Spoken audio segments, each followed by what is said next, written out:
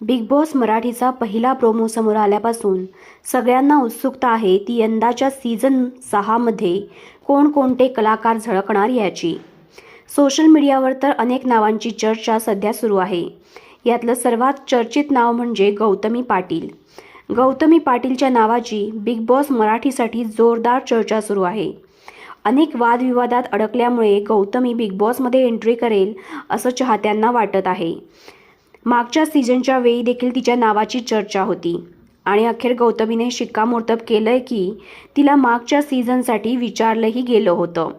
अशा वेळी आता गौतमीला तिच्या बिग बॉसच्या यंदाच्या एंट्रीवर स्पष्टपणे विचारल्यावर तिनं सांगितलं की मी 3 ते 4 दिवसांपेक्षा जास्त आईशिवाय राहू शकत नाही, म्हणून मी बिग बॉसमध्ये जात नाही. माझं तिथं न जाण्याचं हे कारण वेगळं आहे, कारण आईशिवाय मला जास्त दिवस करमत नाही. या अगोदर मला अभिजित सावंत दादाच्या सीझनमध्ये बोलावलं होतं. बिग बॉसमध्ये गेल्यानंतर तुम्हाला प्रसिद्धी मिळते. या शोचा मला नक्कीच आदर आहे. गौतमी पाटीलनं असं म्हणत बिग बॉस मराठीची ऑफर चक्क नाकारली आहे आणि त्याचं कारणही तिनं अगदी वेगळंच दिलंय. गौतमीनं ही ऑफर नाकारली असल्याचं सांगितलं जात असलं तरी ते चाहत्यांना मात्र खोटंच वाटतंय.